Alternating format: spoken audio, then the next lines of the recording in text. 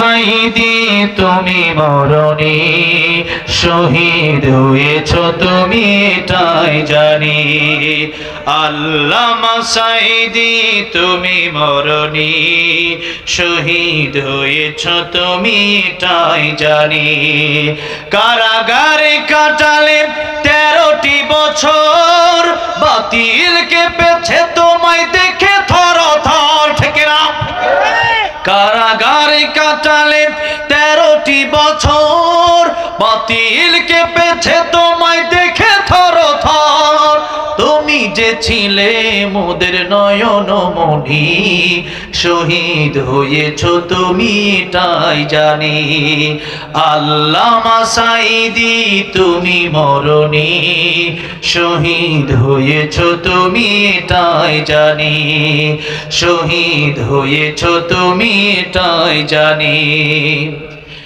দেখা তো হবে না আর এই জীবনে দেখা হবে জান্নাত ফুল বাগানে দেখা তো হবে না আর এই জীবনে দেখা হবে জান্নাত ফুল বাগানে এই আশা কবুল করো আল্লাহ তুমি পড়েন আমিন জান্নাতে থাকতে চাই কি চাই না আমরা একসাথে এ আশা কবুল করো আল্লাহ তুমি শহীদ হয়েছ তুমি এটাই জানি আল্লামা সাইদি তুমি মরণি শহীদ হয়েছ তুমি এটাই জানি শহীদ হয়েছ তুমি এটাই জানি আল্লাহ আল্লামা সাইদির কবরকে তুমি জান্নাতের উচ্চ বাগান বানায় দাও উচ্চ মাকাম বানায় দাও জোরে বলেন আমিন আল্লাহর কোরআন যদি মেনে নিতে পারে এই বাংলাদেশের ভিতরে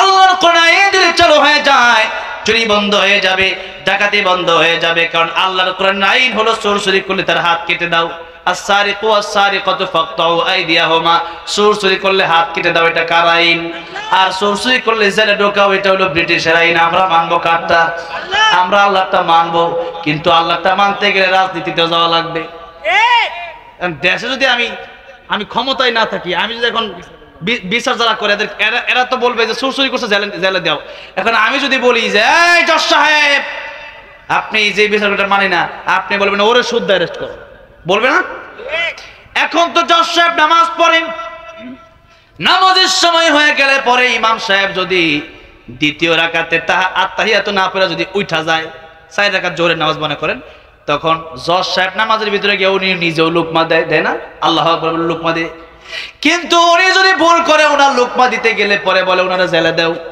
কেন আল্লাহর কোরআনের আইন বাস্তবায়ন হয় নাই আল্লাহর কোরআন আজকে থেকে বাস্তবায়ন যদি শুরু হয়ে যায় আটটা চোরের হাত যদি মিডিয়ার সামনে কেটে দেওয়া হয় দেখবেন কালকে থেকে চুরি ডাকাতি কমে যাবে যে চুরি করলে এখন আর জেল দেওয়া হবে না হাতটা কাটা দেওয়া হবে নবী বলেন আমার মেয়ে ফাতিমা যদি চুরি করে এই মদিনার প্রেসিডেন্ট আমি বিশ্বনবী রাহমাতুল লিল আলামিন আমার মেয়ে ফাতিমা যদি মদিনায় চুরি করে আমি মানুষের সামনে ফাতিমার হাতটাও কেটে দেব আল্লাহু আকবার বলেন কি প্রেসিডেন্ট ছিলেন ওমর রাদিয়াল্লাহু আনহু তার সন্তানকে মদ খাওয়ার অপরাধে 80টা বেত্রাঘাত দিকে তাকে মেরেই ফেললেন চলে গেল পৃথিবী থেকে তারপরেও নিজের ছেলেকে মাফ করছে আর আমাদের দেশের নেতাগুলো যেগুলো ছিল এগুলো নিজেরা একটা সুরের লিডার ছিল এগুলো আরেকজনের বিচার করবে কি একটা বিচারক সুরেল একটা বিচারক ঘুষ খুলে লিডার ছিল এগুলো কি বিচার করবে হ্যাঁ এই যে সালমান এফ রহমান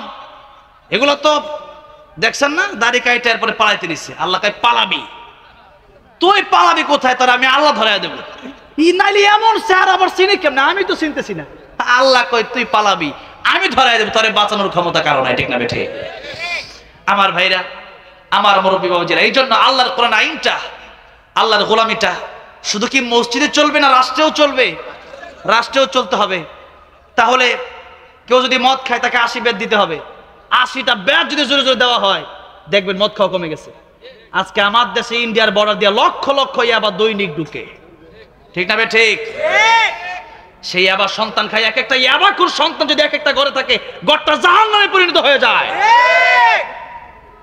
আজকে সেই ইয়াবা দেশে ঢুকতেছে এগুলা বন্ধ করবে কে ওটা বন্ধ করলে তো ইয়াবার পার্সেন্টেজ সে পাবে না কানাডায় বেগম পাড়া বানাতে পারবে না চুরি করতে পারবে না। এজন্য আল্লামা সাঈদী বলেছিলেন, কোরআনের পক্ষে কথা বলতে গেলে, কোরআনের পক্ষে আইন করতে গেলে বড় বড় বোতল খাওয়া যায় না, চুরি করা যায় না, ডাকাতি করা যায় না। আপনি রাজনীতি নিষিদ্ধ করেন, আপনি নিষিদ্ধ করেন, সুরকে জেলে দেওয়ার কথা বলেন, হাত কাটা নিষিদ্ধ করেন, মদ পান করলে 80 বেদ দিতে নিষিদ্ধ করেন, কেন আপনি নিষিদ্ধ করতে পারেন না? ইয়াবা দেশে ঢুকতে পারবে না, এই দেশের সোনার ছেঁড়া টেন্ডারবাজি করতে পারবে না, এইগুলো নিষিদ্ধ করতে পারে না। নিষিদ্ধ করতে কোনো জিনিস পায় না, কয় 18 বছর আগে বিয়ে দেওয়া যাবে না, বালেক হয়ে যাওয়ার সাথে সাথে বিয়ে দিয়ে দিবেন। এই বিয়ার আইন ব্রিটিশ করেছে, এই জন্য দেশে জিনা বেড়েছে। আজকে যদি আগে যদি দেশে যদি এই দেশে যদি বিয়ের আইন সহজ হয়ে যেত, তাহলে জিনা দেশে বন্ধ হয়ে যেত। কিন্তু এখন বিয়া সহজ না জিনা সহজ? বিয়া কি সহজ না কঠিন? ওরে বাবা রে বাবা, বিয়া করতে গেলে তার কয়টা ফ্ল্যাট আছে, কয় কাঠা জমি আছে, ওরে ছেলে দেখতে দেখতে ওর মেয়ে মনে হয় আকাশ থেকে কেবলমাত্র পড়ছে, মেয়ে মনে হয় দুধে তুলসী পাতা ওইটা। আবার মেয়ে দেখতে গেল যৌতুকও আছে না নাই, খালি ছেলেদের পক্ষে কথা বলে ওটা মেয়েদের পক্ষে বলতে হবে। দুই গ্রুপেরই দোষ আছে, দোষ এক গ্রুপের দেওয়া যায় না, ঠিক না ঠিক? যৌতুক ছাড়া বিয়া করে না, কয়েকদিন জাটার বাড়ি দেয়, তুই বাপ কথা শুনছ না কেন? কয় কি সে কথা শুনবো রে? 42 ইঞ্চি টিভি যখন আমার বাপ তোকে দিয়েছিল তখন কি করেছিলি, ঠিক না ঠিক? হ্যাঁ, এই জন্য যৌতুক নেওয়া বন্ধ করতে হবে। আপনি হালালের মাঝে হারাম ঢুকাবেন, ওই হারামে কোনোদিন আরাম থাকতে পারে না। এই জন্য বিয়াকে সহজ করেন আর জিনাকে বন্ধ করেন। আজকে আমাদের দেশে জিনা করতে কি লাগে? কিচ্ছু লাগে না। ছেলে কয় তুমি কি রাজি, মেয়ে কয় কে করে কাজী, চলো দুইজন যাই, এরপরে শুরু হয়ে যায় খেলামেলা। আর ওই বেটা জিনা যদি করে তাহলে বিয়ে করে তো কোনো শখে থাকে না। এই জন্য আজকে এত পরকিয়া, আর দেশে বিয়ে হইলে বিয়ে টিকে না। কেন টিকে না? এই সমস্ত কারণে। জিনা সহজ হয়ে গেছে। জিনা যদি কঠিন হয়ে যেত, বিয়েটা যদি সহজ হয়ে যেত, এই দেশে আজকে বাবা মা তো বোঝে না, চিন্তা করে ছেলে কি খাওয়াবে, আর খাওয়ার মালিক আপনি না। আপনার ঘরে মেয়ে থাকলে আপনি কি খাওয়াতেন? এই জন্যে এই রিজিকের মালিক আমার আল্লাহ। রিজিকের মালিক কে? এই দুনিয়ায় মানুষ পাঠানোর 50,000 বছর লাগে আল্লাহ রিজিক লোহে মাহফুজে লিখে রেখেছেন। ঠিক, আমি কি জানতাম নাকি যে আমি এক মাহফিল করবো আমার 50,000 করে টাকা দেবো? আমি জানতাম নাকি এটা? আমি তো ভাবছি হয়তো এরকম কোনো চাকরি করবো, হয়তো আমি 10,000 15,000 বেতন পাবো মাসে। এখন দেখি আল্লাহ দৈনিক 1 লাখ করে দেয় আমার। আলহামদুলিল্লাহ কোন? তো কার রিজিক আল্লাহ কেমন লিখছে আপনি বুঝবেন না তো। আপনি আল্লাহর জন্য পাগল হন। মাল্লাহুল মাওলা ফারাহুল কুল, ওয়াল্লাহি বিল্লাহি তাআলা, আল্লাহর কসম, একবার দুইবার তিনবার এই দুনিয়াতে শান্তি, পরকালে আপনার মুক্তি হবে। ঠিক, আল্লাহরে মানবেন না, কোটি টাকা থাকতে পারে আপনার খাবার রুচি হবে না, কোটি টাকা থাকতে পারে আপনার ঘুম হবে না, কোটি টাকা থাকতে পারে 10 পদ খাবার রাখবে আপনার, আপনি খাবার খেতে পারবেন না, আপনার ছেলে কথা শুনবে না, স্ত্রীর কথা শুনবে না, শান্তি আপনি পাবেন না। ঠিক, আর আপনি আল্লাহর প্রেমে পাগল হন, তাহাজ্জুদের নামাজ পড়ে ফজর পড়ে ঘর থেকে বের হন, আপনি খাবার খাবেন চাপার ভর্তা দিয়া, খাবার খাবেন আলু ভর্তা ডাউল দিয়া, ভিতরে শুধু শান্তি আর শান্তি থাকবে। যারা পেরেছে আল্লাহর প্রেমে পাগল হইতে, তারাই বুঝতে পেরেছে। ঠিক না ভাই? ঠিক, তারাই বুঝেছে। আমার ভাইরা, আমার মুরব্বী ওয়াজিরাম, দুনিয়ার 50-60 বছর চলতে গেলে আর কি লাগে? আর পরকালে যদি ঈমান হারা হয়ে কবরে যান, আল্লাহর গোলামি করে না করে যদি কবরে যান, বিপদে পড়ে যাবেন। এই জন্য আল্লাহ রাব্বুল আলামিন বলেন, আমি মালিক, তুমি গোলাম। আমার গোলাম হয়ে যারা দুনিয়াতে গোলামি করবে, 5 ওয়াক্ত আযান যখন হয়ে যাবে, আমার দোকান বন্ধ, আমার ঘুম বন্ধ।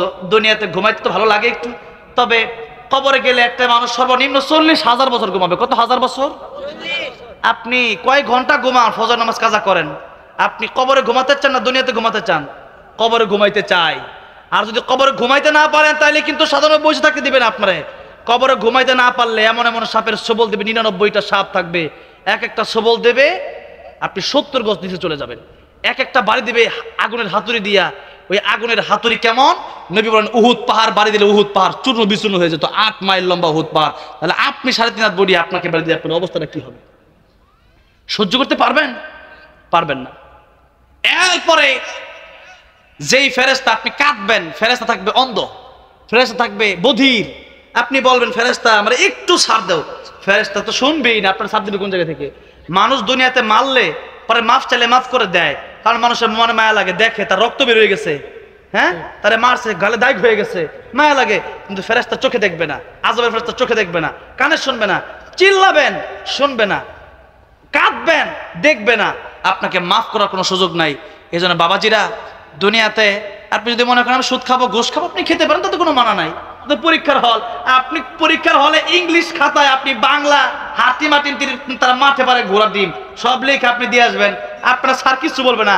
স্যারের কাছে বলবেন, স্যার আমার একটা পার্স দেন, কাগজ একটা দেন। স্যার বলবে, কত লাগে নে, ফি তো দিস, পরীক্ষা নে, পরীক্ষার লেখ, কিন্তু দেখা যাবে রেজাল্টের বেলায়। ঠিক না ঠিক? এই হলো রেজাল্ট। আমার ভাইরা, আমার মুরব্বী বাবাজিরা, এই জন্য এই দুনিয়াটা লিয়াবলুকুম আইয়ুকুম আহসানু আমালা, মরণ এবং হায়াত, এই দুইটা আল্লাহ সৃষ্টি করেছেন। আর এই দুনিয়ার হায়াতের শেষ আছে, আর শেষ যে কখন হবে তা আমি আর আপনি জানি না। এই যে রোডে চলতেছি, মরে যেতে পারি। ডেঙ্গু জ্বর হয়ে কত মানুষ প্রতিদিন 10 জন 20 জন করে মারা যাচ্ছে বাংলাদেশে। আমি তো জ্বর হয়েছে ভাবছি আমি আর বাঁচবই না। তো এরকম অবস্থা যদি আমার হয়, এরকম মৃত্যু থেকে কত মানুষ ফিরেই আসছে, ঠিক না ঠিক? আজকে কত মানুষ অ্যাক্সিডেন্ট থেকে ফিরে আসছে, ডেঙ্গু থেকে ফিরে আসছে, ক্যান্সার থেকে ফিরে আসছে। আল্লাহ ভালো করে দিচ্ছে। আল্লাহ যদি নিয়ে যেত আজকে হয়তো এখানে বসতে পারতেন না। স্ট্রোক করছেন, এরপরেও মরেন না। এমন লোক স্ট্রোকের রোগী আছে না এখানে, স্ট্রোক করছে। তাহলে কালকে আসার সময় বলছে, হুজুর 2 বার স্ট্রোক করছি, আরেকবার যেন না করি, আরেকবার গুলো জামগা, আর কিছুদিন বাঁচতে চাই হুজুর। বেটার মুরব্বী, আমার ভাইরা, আমার মুরব্বী বাজে। তাহলে এই দুনিয়া আমাদের থাকার জায়গা না। আল্লাহ বলেন, লিয়াবলুকুম আইয়ুকুম আহসানু আমালা, কে কত বেশি বেশি আমল করতে পারো, নেক আমল, ওটা দেখার জায়গা হচ্ছে এটা। এখানে কে বেশি খাইতে পারো, কে কার চেয়ে বেশি ঘুমাইতে পারো, কে হেরাম দেখাতে পারো বেশি, এগুলোর জায়গা এখানে আমি আল্লাহ দেই নাই। আর দেখালে 60 বছর দেখাতে পারো, এরপরে আমি আল্লাহ কিয়ামতের ময়দানে তোমাদেরকে ধরবো। আর যারা আমার গোলামি করবে এদেরকে আমি আল্লাহ বলবো, ইয়া আইয়াতুহান নাফসুল মুতমাইন্না ইরজিই ইলা রাব্বিকি রাদিয়াতাম মারদিয়া ফাদখুলি ফি ইবাদি ওয়াদখুলি জান্নাতি। আল্লাহ বলেন, হে প্রশান্ত মন, তোমার মনটা খুব ভালো ছিল। ও আমার বান্দা, তোমার প্রতি আমি আল্লাহ খুশি, তুমিও খুশি আমার প্রতি। তুমি আমার গোলামি করছো, আমি মালিক হয়ে তোমার প্রতি খুশি হয়ে গেছি। আজকে ফাদখুলি ফি ইবাদি, আব্দুন থেকে ইবাদ, আব্দুন মানে গোলাম। ও আমার গোলামেরা, আজকে যারাই আসল গোলাম ছিল আমার গোলামিটা ঠিক মতো করছো, এরা আমার গোলামের অন্তর্ভুক্ত হও। ওয়াদখুলি জান্নাতি, জান্নাতে ঢুকে যাও। আর জান্নাতের ভিতরে যারা একবার ঢুকতে পারবে, আল্লাহ রাব্বুল আলামিন বললেন, ফামান যুহজিহা আনিন নারি ওয়া উদখিলাল জান্নাতা ফাকাদ ফাজ ওয়া মাল হায়াতুদ দুনিয়া ইল্লা মাতাউল গুরুর। জান্নাতে যেতে পারলেই তোমার জীবন সফল কাম। আর এই বাড়ি গাড়ি নারী কিচ্ছু থাকবে না, এগুলো সব ধ্বংস হয়ে যাবে, সব শেষ হয়ে যাবে, এগুলো সফলতা না। তুমি কবরে যাবে, কাফনের একটা পকেটও তোমার দেওয়া হবে না। তাকে তো বড় কথা, কাপড়ের কি পকেট আছে নাকি? হালাল হারাম না মানিয়া কত টাকা করছো কামাই, এত টাকা রাখবা কোথায়? কাফনের তো পকেট নাই। টাকা পয়সা লইয়া কি কেউ কবরে গেছে? কি জবাব দিবি রে তুই আল্লাহর কাছে? কি জবাব দিবি রে তুই আল্লাহর কাছে? ওরে মানুষ হইছ বেহুশ দুনিয়ার পিছে, ওরে মানুষ হইছ বেহুশ দুনিয়ার পিছে। কি জবাব দিবি রে তুই আল্লাহর কাছে? কি জবাব দিবি রে তুই আল্লাহর কাছে? ঠিক না ঠিক? এই জন্য এই বাড়ি গাড়ি জমি এগুলো থাকবে না, থাকবে আমার সাথে যাবে আমার আমল, আমার নেক আমল, আমার ইমান। এই জন্য ইমান আর নেক আমল যাদের ভালো হয়ে যাবে, জান্নাতে যারা চলে যাবে, আল্লাহ বলেন এরাই প্রকৃত সফল কাম।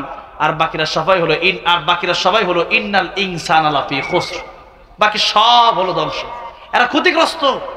আল্লাহ বলেছেন ক্ষতিগ্রস্ত। এই জন্য আমরা দুনিয়াতে যতদিন থাকবো ততদিন কার গোলামি করব? আল্লাহর গোলামি করতে হলে তাহলে কথা একটাই, আল্লাহর কোরআন মেনে নিতে হবে গাইডলাইন। এটা হচ্ছে আমার আপনার আইন, এটা হচ্ছে আমার আপনার নোটিশ, এটা হইলো আমার আপনার সিলেবাস। কোরআন এটা হচ্ছে পূর্ণাঙ্গ জীবন বিধান, এটা কমপ্লিট কোড অফ লাইফ। এটা হচ্ছে আমার আপনার জন্য কমপ্লিট জীবন বিধান। এখানে এমন না যে আমি নামাজ পড়লাম তাতে শেষ না। আল্লাহ বলেন ফাইদা কুদিয়াতিস সালাতু ফান্তাশিরু ফিল আরদ, নামাজের পরে তোমরা হালাল খাবারের জন্য যে টাকাটা কামাবো ওইটাও আমি আল্লাহর ইবাদত হবে সুবহানাল্লাহ। বাথরুমে দোয়া পড়ে ঢুকো, আল্লাহুম্মা ইন্নী আউযু বিকা মিনাল খুবসি ওয়াল খাবাইস। বাথরুমে যে বাথরুমটা করবা আবার বের হওয়ার পরে দোয়া পড়ো, গুফরানাকাল হামদুলিল্লাহিল্লাযী আযাবা আনিল আযা ওয়া আফানি। এই যে দোয়া পড়লা, বাথরুমে গেলা, নফল ইবাদতের সব আমি আল্লাহ দিয়ে দিব। আরে মুমিন যা করবে সবই হবে, আইয়ুকুম আহসানু আমালা, সবই তার উত্তম আমল হবে। মসজিদে গেলেও সব। এরপরে মানুষের সাথে কথা বলতেছেন, হাসি মুখে কথা বলেন, কুলু লিন্নাসি হুসনা। আমাদের কিছু লোক আছে কথা বলে আসরা নাই, একবারে বউর কাছে গিয়ে তাহলে হয়তো খালি হইল, আছে না নাই? না, আল্লাহ বলছে কুলু লিন্নাসি হুসনা, হাসি মুখে কথা বলো। যতক্ষণ হাসি মুখে কথা বলবেন ততক্ষণ আমি আল্লাহ সব দেব। বাড়িতে আছেন, মা আছে, বাবা আছে, হজ করতে গেলে 10 লাখ টাকা 20 লাখ টাকা লাগে। এরপরে আপনাকে কত কষ্ট করে বিমান টিকিট করতে হয়, পাসপোর্ট করতে হয়, ভিসা করতে হয়, এরপরে যেতে হয় বছরে একবার। আর মায়ের দিকে বাপের দিকে, মা আছে বাবা আছে বাড়িতে, একবার তাকাবেন আল্লাহ কবুল হজের সব দিয়ে দিবে। আর হজ করলে কবুল হতেও পারে নাও হতে পারে, কিন্তু মায়ের দিকে বাপের দিকে যতবার তাকাবেন ততবার আল্লাহ কবুল হজের সব দিয়ে দিবে। কত সহজ আমল, কত সহজ আল্লাহ করে দিয়েছেন, আর কি সহজ করতেন? কিন্তু সেগুলো তো আমরা করি না। দুনিয়াতে রাস্তা চলাফেরা করতেছেন, বাসে উঠছেন, গাড়িতে উঠতেছেন, কাজ করতেছেন, আপনার জবানটা তো আপনার ফ্রি, আপনি পড়তে থাকেন সুবহানাল্লাহ আলহামদুলিল্লাহ লা ইলাহা ইল্লাল্লাহ, সুবহানাল্লাহ আলহামদুলিল্লাহ লা ইলাহা লা ইলাহা লা ইলাহা ইল্লাল্লাহ মুহাম্মাদুর রাসূলুল্লাহ সাল্লাল্লাহু আলাইহি সাল্লাম। এই সুবহানাল্লাহ আলহামদুলিল্লাহ পড়ছেন, দুনিয়াতে যত ফাঁকা জায়গা আছে আল্লাহ নেকি দেয়া ভরপুর করে দিয়েছে। কত নেকি আপনি কল্পনা করতে পারেন? ইখলাস, সূরা ইখলাস 3 বার পড়লেই এক খতম কোরআন শরীফের সব। তো পড়তে থাকেন। আল্লাহ রাব্বুল আলামিন বলেন ফায়দা قضيت الصلاة فانتشروا في الأرض وابتغوا من فضل الله واذكروا الله كثيرا لعلكم تفلحون। তোমরা আগে নামাজ, আগে কি আল্লাহ বলেন আগে নামাজ, নামাজের পরে সব কাজ। তবে এই কাজটাও যেন আমার হালাল হয়। তাহলে নবী ব্যবসা করছে, আমি ব্যবসা করবো নবীর তরিকায়, সুন্নতের সব পেয়ে যাবে। আর এটা শুধু সুন্নত বললে হবে না, আপনাকে যে আল্লাহ বলেন হালাল রুজি ইনকাম করে, এটা আপনার জন্য ফরজ। এটা আপনার জন্য কি? হালাল রুজি না কামাই করলে আপনি খাবেন কেমনে? কয়েকদিন পরে টাকা পয়সা না থাকলে চুরি করতে হবে, সুদ খেতে হবে, ঘুষ খেতে হবে। এই জন্য আমার ভাইরা, আমার মুরব্বি, হারাম যদি কেউ খান, সুদ অথবা ঘুষ অথবা মানুষের জমি মেরে খান, এই সমস্ত কাজ করে কেউ খেলে, আপনি আপনার কফরে একটা কালো একটা কলম নেবেন, নিয়ে আপনি লিখে লিখবেন যে আমি একটা জাহান্নামী ব্যক্তি। এটা আপনি লিখে এরপরে কবরে যায়। আপনি এত সস্তা পাইবেন না। নবী যে জানাজা পড়াতেন না, কেউ যদি হারাম খেতেন নবী যে জানাজা পড়াতেন না। হারাম মানে এটা দুইটা কথা, একটা হারাম, একটা হলো মানুষের হক যদি কেউ না দিয়ে যেত, কেউ ঋণ নিয়ে মরলে এরপরে নবী বলতেন তার ঋণ কেউ পরিশোধ করবা কিনা। কি হয়েছে? ও হ্যাঁ, এই 12টা পর্যন্ত তার সময় আছে, আমার সব কিছু জানা আছে। ফাঁকি দেওয়ার লোক কিন্তু আমি না, আগেই বলে দিচ্ছি, ফাঁকি কিন্তু আমি দেব না। তবে কথা আমার শেষ হয়ে যাবে। আমি বললাম আগে কি হবে? নামাজ। আগে কি হবে? নামাজ। এরপরে হালাল রুজি। এরপর রাস্তাঘাটে চলতে ফিরতে হবে আমার মুখে জিকির, হবে আমার মুখে কি? জিকির। এই 3 কাজের কথা আল্লাহ বললেন সূরা জুমআর 10 নম্বর আয়াতে। আমার ভাইরা, আমার মুরব্বি, তাহলে আমার গোটা জীবনটাই হয়ে যাবে ইবাদত, গোটা জীবনটাই হয়ে যাবে আইয়ুকুম আহসানু আমালা, গোটা জীবনটাই হয়ে যাবে আমার আপনার উত্তম কাজ। আপনি যাই করেন তাই হবে উত্তম কাজ।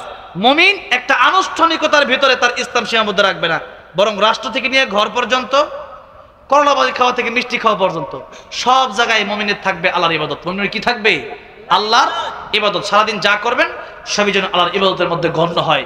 তা আপনি কোরআন হাদিসের পক্ষে চলবেন, তাইলে আপনার ইবাদতের ভিতরে গণ্য হবে। কোরআন হাদিসের বাইরে চলবেন, তাহলে এটা ইবাদতের বাইরে হয়ে যাবে। এটা আপনি শয়তানের পক্ষে কাজ করলেন, আর আপনার জাহান্নামের আগুন ভোগ করা লাগবে। এই জন্য আমরা আল্লাহর গোলাম হয়ে যেন কবরে যেতে পারলে সেই তৌফিক দান করেন, বলেন আমিন। ওয়াজ মাহফিল শুনলো লাভ আছে। ওই বেটা এটা জানে, এটা শুনছে খালিদিনা ফিহা আবাদা, জান্নাতে যাওয়ার পরে আল্লাহ পাক কাউকে যদি একবার জান্নাতে দেয়, আল্লাহর ওয়াদা হচ্ছে আর কোনোদিন তাকে জান্নাত থেকে বের করে দেবে না। সুবহানাল্লাহ, জোরে কোন সুবহানাল্লাহ। আমার আল্লাহকে ডেকে বলবে, আল্লাহ তাআলা জান্নাতে আমি এসেছি, তুমি যদি আমার বের করে দাও আমি হয়তো বের হয়ে যাব, আমার ওয়াদা রক্ষা হতে পারে। কিন্তু কত ওয়াদা ভঙ্গ করলাম, এই জন্য জাহান্নামে জ্বললাম। কত ওয়াদা ভঙ্গ করিয়া আজকে চলে আসলাম জান্নাতের ভেতর পর্যন্ত। এবার আল্লাহ রাব্বুল আলামিনকে বলবেন, আয় আল্লাহ তাআলা, তুমি যদি তোমার ওয়াদা ভঙ্গ করো, আয় আল্লাহ তুমি না বলছো জান্নাতে ঢুকলে আর বের করতে দিবা, কাউকে বের হতে দিবা না, কেউ বের হবে না। এখন আমি বের হয়ে গেলে তোমার কোরআনের আয়াত মিথ্যা হয়ে যাবে। আল্লাহু আকবার।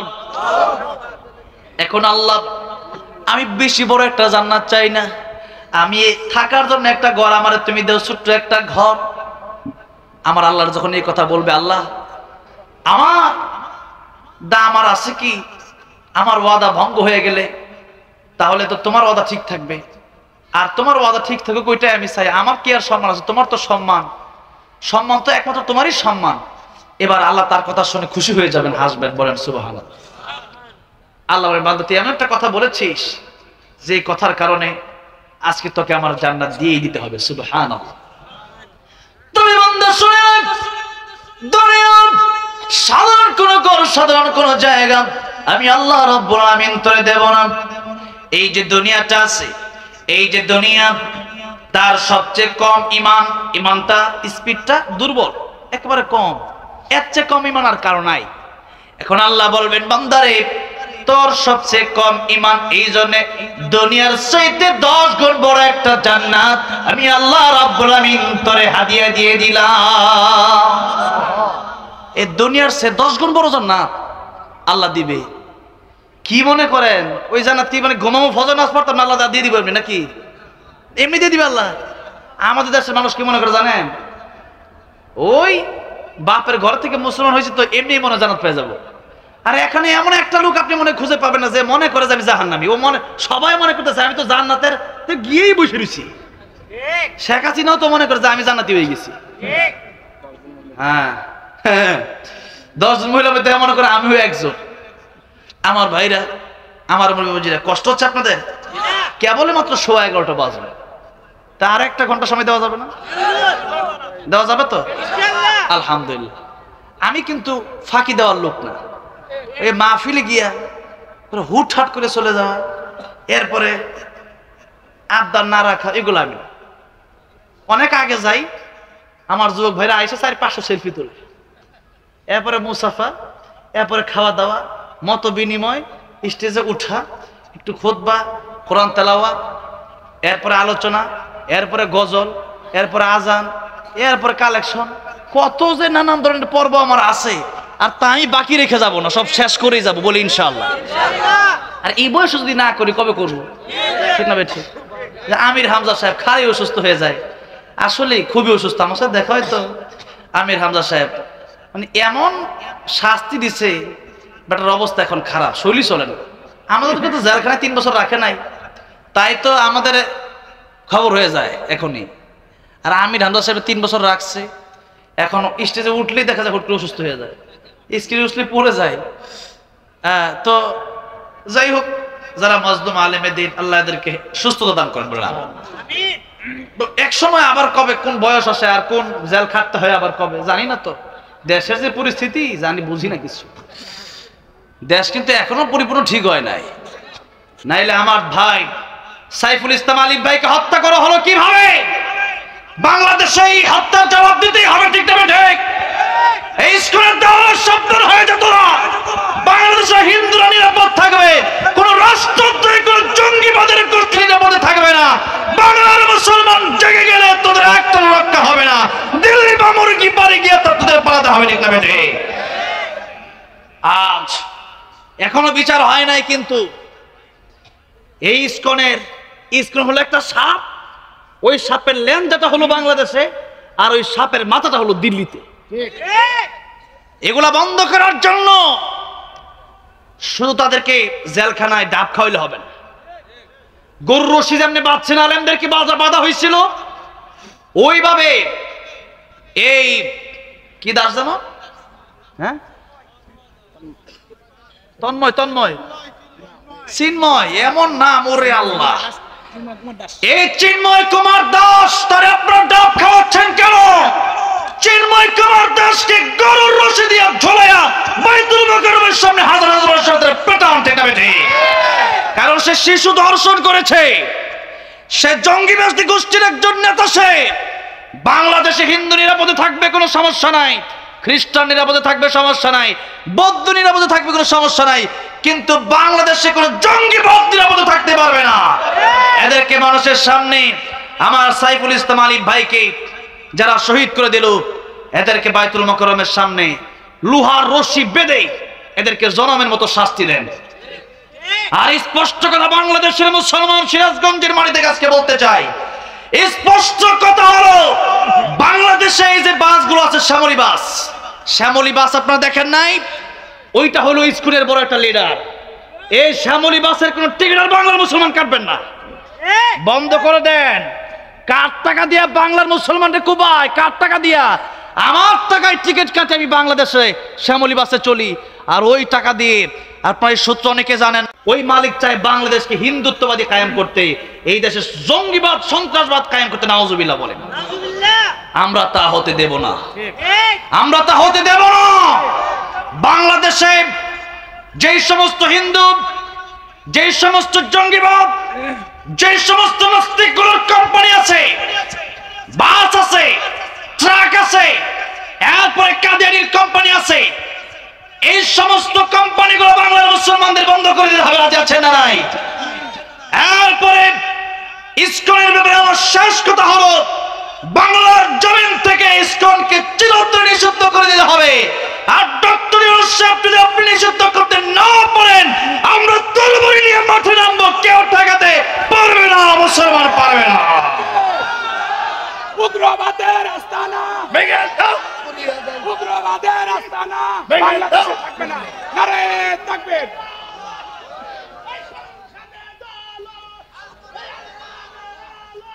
আমার ভাইরা, আমার মুরব্বীও যে শুনেন, ভালো করে লক্ষ্য করে শুনেন, এই দেশের ভিতরে কয়েকদিন আগে ডক্টর ইউনূস সাহেব এবং ডক্টর আমির জামাত শফিকুর রহমান সাহেব বসেছিলেন। শেষ কথা হয়েছিল এটা যে রাষ্ট্রদ্রোহী যদি কেউ হয়, যে রাষ্ট্রের বিরুদ্ধে কথা বলবে, সে ব্যক্তি কোন ধর্মের তা আমাদের দেখার বিষয় না। রাষ্ট্রদ্রোহ বানায়া, রাজাকার বানায়া আল্লামা সাঈদীকে 13 বছর কারাগার রাখা হয়েছিল। ভালো খাবার দেওয়া হয় নাই, ভালো কাপড় দেওয়া হয় নাই, ভালো একটা তুষক ল্যাব দেওয়া হয় নাই। আর আজকে তাদেরকে কিসের ডাব খাওয়ান, কিসের খাবার খাওয়ান? পচা ভাত বানায় এদেরকে খাওয়াবেন, মাছের কাঁটা আর গরুর হাড্ডি যে পড়ে থাকবে খাওয়ার পরে ওইগুলো তাদেরকে দিবেন, কুকুরের মতো ধরে ধরে পিটাবেন তাদেরকে। কেন এদেরকে জামায়াত করতেছেন? কোন জামায়াত চলবে না। আর যদি অচিরেই যদি এই দেশে ইসকন নিষিদ্ধ করা না হয়, তাদের ফাঁসি কার্যকর না করা হয়, তাহলে বাংলার মুসলমান ভালো করে জানে কিভাবে এই শাস্তি আদায় করতে হয়।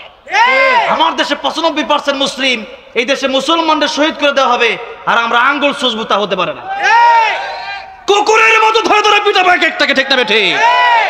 আমরা মুসলমান, এখন আর ওয়াজ করার সময় নাই, ওয়াজ আর করবো না, ওয়াজ বন্ধ করে দেব। ইসকনের দেওয়া জঙ্গিবাদের বিচার করে ছাড়া বাংলার জন্য। ঠিক আছে আমার ভাইরা, আমার মুরব্বী বাবাজিরা, সন্ত্রাসী জঙ্গিবাদী এরা দিল্লিতে বসে বসে এই স্বৈরাচার হাসিনা এই চিন্ময় কুমার দাসের পক্ষে সে স্ট্যাটাস দেয়। নাউজুবিল্লাহ বলে। এবার বুঝছেন তো সে কি? বুঝছেন তো? বুঝে আসেন? বুঝে তো আসে না। সম্পর্ক কোনো মুসলমানের সাথে যার নাই, সম্পর্ক খালি হিন্দুদের সাথে সম্পর্ক, আর জঙ্গিবাদের সাথে সম্পর্ক রেখে এতদিন পর্যন্ত এই জঙ্গি গোষ্ঠীগুলো এরা চালাইছে। আর জঙ্গিবাদী খুঁজছে এসে মাদ্রাসার ভিতরে, জঙ্গিবাদী খুঁজছে মসজিদের ভিতরে।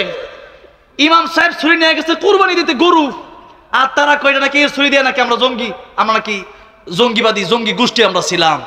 এখন তো প্রমাণ হয়ে গেল জঙ্গির গোষ্ঠী আমরা, জঙ্গির গোষ্ঠী তোরা। আমরা ভালো মানুষ, এই জন্য এখনো বাংলার জমিনে থাকতে পেরেছি, আর তোরা জঙ্গির গোষ্ঠীর জন্য এখন তোদের জায়গা বাংলার জমিনে হয় না। আল্লাহ আমাদেরকে বোঝার তৌফিক দান করেন। আল্লাহ রাব্বুল আলামিন বলেন এই ক্ষমতার মালিক কে? তাবারাকাল্লাযী বিয়াদিহিল মুলক ওয়া হুয়া আলা কুল্লি শাইইন কাদির। একাচ্ছত্র ক্ষমতার মালিকানা কার? আল্লাহ বলেন। কষ্ট হচ্ছে আপনাদের? আমি শেষ করে দিব, আমি দেরি করব না, আলোচনা আমার শেষের দিকে যাবে, তবে আমি কিছু কথা বুঝাই দিতে চাই। এই দুনিয়াটা আমাদের থাকার জায়গা না, আমরা হলাম গোলাম।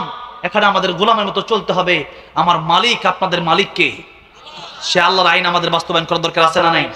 আজকে আমরা নামাজে মানি, রোজায় মানি, হজে মানি, জাকাতে মানি, কিন্তু আমার গতকালকে এই দিনাজপুরের এক লোক বলল, হুজুর রাজনীতি খালি বললেন না।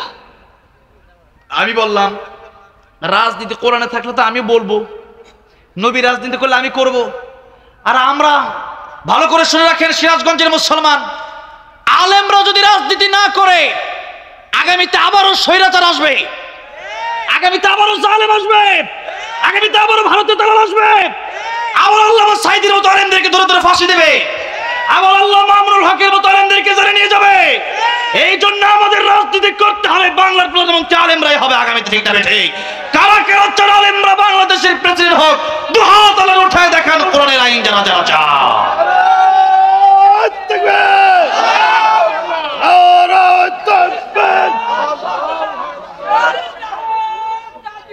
আমার ভাইরা, আমার মুরব্বি ওয়াজিরা, আল্লাহ রাব্বুল আলামিন বললেন তাবারাকাল্লাযী বিয়াদিহিল মুলক ওয়া হুয়া আলা কুল্লি শাইইন কাদির। এগুলোর সব কিছুর মালিক তো আমি আল্লাহ রাব্বুল আলামিন। তোমাদেরকে আমি আল্লাহ রাব্বুল আলামিন পরীক্ষা করার জন্য কিছুদিনের জন্য মালিকানা দিলাম, কিছুদিনের জন্য ক্ষমতা দিলাম।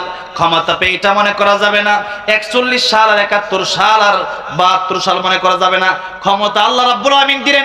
আল্লাহ রাব্বুল আলামিন বললেন কুল্লাহুম্মা মালিকাল মুলক তুতিল মুলক মান তাশা ওয়া তানজিউল মুলকা মিম্মান তাশা ওয়া তুইজ্জু মান তাশা ওয়া তুযিল্লু মান তাশা বিয়াদিকাল খায়র ইন্নাকা আলা কুল্লি শাইইন কাদির। আল্লাহ রাব্বুল আলামিন বললেন আমি আল্লাহ চাইলে তোমার ক্ষমতা দেব, আমি আল্লাহ চাইলে আবার তোমার নামায় দেব। আর ক্ষমতা পাওয়া আর ইজ্জত পাওয়া কিন্তু এক জিনিস না। 16 বছর ক্ষমতা, এখন আর ইজ্জত নাই। আর আমরা আগেও ভালো ছিলাম, এখনো ভালো আছি না নাই? এখনো মানুষ আমাদেরকে কলেজে দিয়ে ভালোবাসে কেন? আমরা কোরআনের পক্ষে আছি, আমরা আল্লাহর পক্ষে আছি। এটাই হলো আল্লাহর ইজ্জত দেওয়ার সিস্টেম। আমার একজন বলছে যে তোমার এলাকায় তুমি এমপিতে দাঁড়াবে নাকি কখনো? আমি বলছি কিসের এমপিতে দাঁড়াবো, এখন যেভাবে আছে অনেক ভালো আছে। এমপি মন্ত্রীরা আমার সম্মান করে, আমি এমপি মন্ত্রীর কাছে আমার যাওয়া লাগে না, এমপি মন্ত্রী আমার কাছে আসে। আলহামদুলিল্লাহ বলেন, এটাই তো সম্মান। সম্মান তো মানুষ উপর দিয়ে দিলে ওটা সম্মান হয় না, সম্মান দিতে হয় ভিতর থেকে। ঠিক না বেটি? সম্মান দিতে হয় অন্তরে, কলেজা দিয়ে সম্মান দিতে হয়। আর এই কলেজা দিয়ে বাংলাদেশের মানুষ আলেমদেরকে যত সম্মান করে, এমপি মন্ত্রীকে এত সম্মান করে না। সম্মান করেন, আপনি বাইরে দিয়ে সম্মান করতে পারেন, ভিতর দিয়ে গিয়া পেটা মরে না কেলে গিয়ে খাটাইটা। ঠিক না ঠিক? মরলে খুশি হইতাম।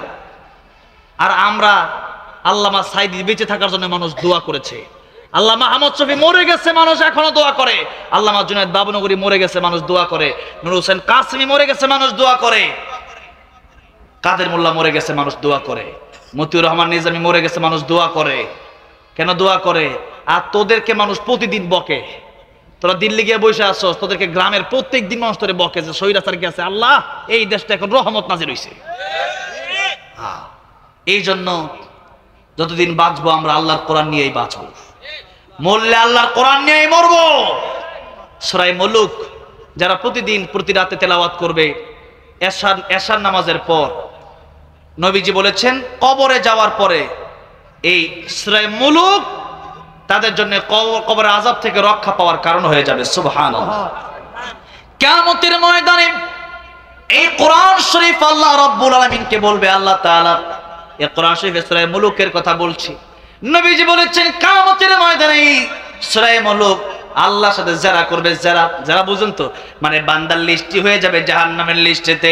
আর সূরা মুলুক ডেকে বলবে, আল্লাহ রাব্বুল আলামিন এই বান্দাটা প্রতি রাতে আমি সূরা মুলুককে তেলাওয়াত করেছে, আজকে কিয়ামতের কঠিন ময়দানে বান্দা জাহান্নামে যাবে। বান্দা যতই গুনাহগার হোক না কেন, বান্দা প্রতি রাতে আমারে ভুলে নাই। আজকে কোরআনও আমি বান্দাকে বলতে পারি না জান্নাতে যতক্ষণ পর্যন্ত তারে না দিবা, ততক্ষণ পর্যন্ত আমি কোরআনের সুপারিশ বন্ধ হবে না। সমাধান চাও যদি জীবনে। মৃত্যুর পরে মানুষের সব আমল বন্ধ হয়ে যায়, 3টা আমল বাকি থাকে। কয়টা আমল? 3টা। 1 নম্বর আমলের নাম হলো সাদাকাতুন জারিয়া। নবী বলেন মসজিদে দান করবা, তুমি মরে যাবা, মসজিদে মানুষ নামাজ পড়তে থাকবে, কিয়ামত পর্যন্ত যতদিন এই মসজিদে নামাজ চলবে ততদিন পর্যন্ত তোমার কবরে আল্লাহ সওয়াব দিতেই থাকবে। তার মানে আপনি মরার পরে নামাজ পড়তে পারবেন না, রোজা রাখতে পারবেন না। মিজানের পাল্লায় নেক আমল যখন নেক আমল আর বদ আমল ওজন করা হবে, 40 লক্ষ গুনাহ, 50 লক্ষ নেকি, এরপরে 60 লক্ষ গুনাহ, মনে করেন 10 লাখ গুনাহ বেশি হয়ে গেছে, যাওয়া লাগবে জাহান্নামে। কারণ একটা গুনাহ বেশি হইলে জাহান্নামে যাওয়া লাগবে, আর নেকের পাল্লা ভারী হইলে জান্নাতে।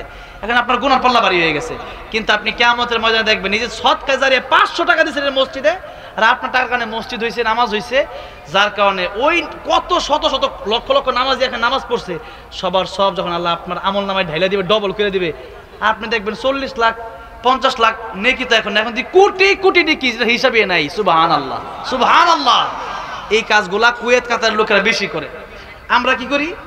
আমরা যেটা দেখানো যায় ওইটা বেশি করি, কিন্তু সদকা জারিয়ার আমলটা বেশি করতে চাই না। একটা মানুষ মরে গেছে, দাওয়াত খাওয়া উড়ায় লাই, ওই দাওয়াতে যার 1 কোটি টাকা হেফাজত লয়ে দাওয়াত খাইতো, ঠিক না? ঠিক না। না, টাকা পয়সা বাপের জন্য আপনি মসজিদে দেন, আপনি মাদ্রাসায় দেন, আপনি কবরস্থানে দেন, আপনি সদকায়ে জারিয়া করে দেন, আপনার বাপের কবরে সদকায়ে জারিয়া যেতেই থাকবে। আর দাওয়াত খাওয়া দিলে ওইটা হয়তো কি হয়েছে, হ্যাঁ, আর দাওয়াত খাওয়া দিলে ওটা শেষ হয়ে যাবে, কিন্তু মসজিদে দিবেন ওইটা শেষ হবে না।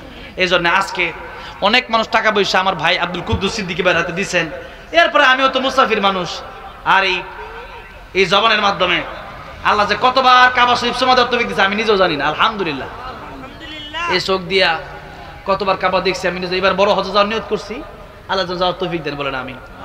তো আপনাদের কাছে দোয়াও চাই, আর এই মসজিদের জন্য কমপক্ষে 30 জন ব্যক্তি শেষমেশ আমি চাইবো।